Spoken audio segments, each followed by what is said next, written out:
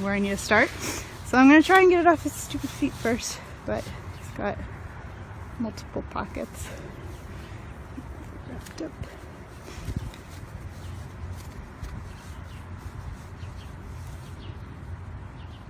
Go, go.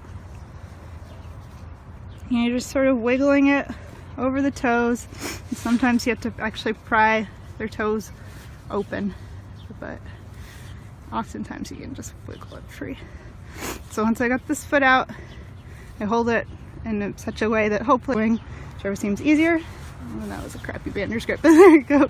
Off the other wing.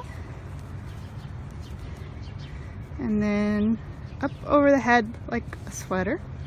And then you gotta be careful and make sure you got all of the strings off their head. Oh, shush. There we go. Let's get into bander's grip. Come here.